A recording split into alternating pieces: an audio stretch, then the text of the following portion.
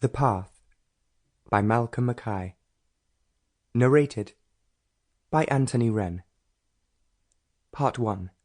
Saint-Jean-Pied-de-Port. Around 80 pilgrims had gathered that night in Saint-Jean-Pied-de-Port in the French Pyrenees in late September to begin their Camino.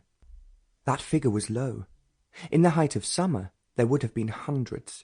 In addition to these, there would have been many who started from Le Puy or Lyon in France.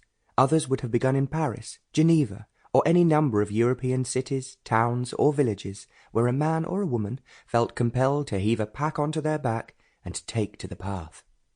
Most of these trails converged on Saint-Jean, the last French town before the 800-kilometre walk across northern Spain to Santiago de Compostella. At the beginning of August, Werner Schmidt had walked out of his home in Vienna.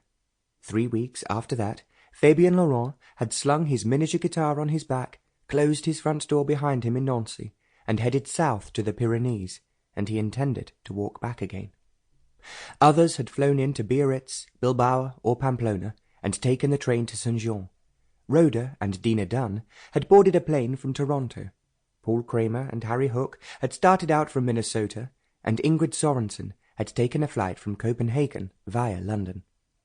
They were all nervous, exhilarated and scared that they didn't have what it takes to get them over the plains, the valleys, the rolling hills, and the 2 mountain ranges they would have to cross to reach the great city and its ancient cathedral containing the last remains of the apostle, James. Not that they were all there for religious reasons. Every one of them had their own thoughts, worries about the future, and questions to ask. Peter Donald had taken a flight from Stansted to Biarritz. Frankly, as he had told anyone who'd asked, he hardly knew why he was there. The most obvious reason was that his brother had told him to go. That in itself was irritating enough, but he had to admit he needed time to think.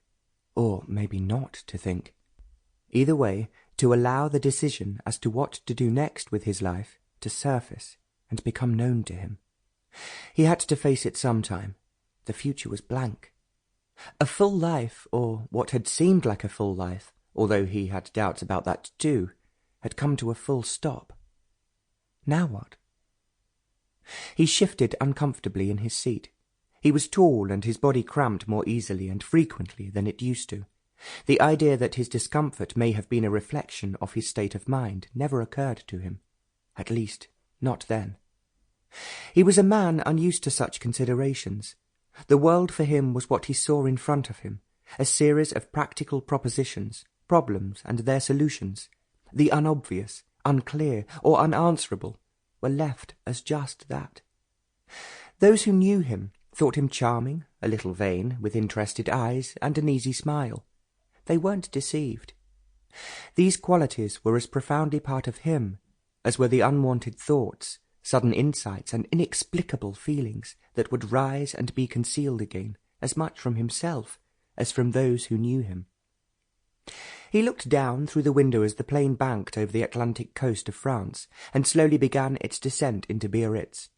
He remembered a camping holiday he'd had with his wife and son on the Isle du Roi, not too far to the south of where he was now. That was 8 years ago. He'd had a 4-week leave plus 2 weeks compassionate as his father had died. Within days of the funeral, they'd gone on holiday. Gemma had said, "Don't you want some time?" What for? Grieve? What was the point?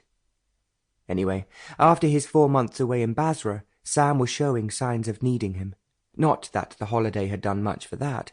All that Peter could remember was the kind of sulk that only a 14-year-old could deliver. It went on for days. He felt later that it was the beginning of his son's rejection of him, the awful and unconscious revenge of a teenager. He turned in his seat again. No, thank you. He didn't want to think about that now. Or his father.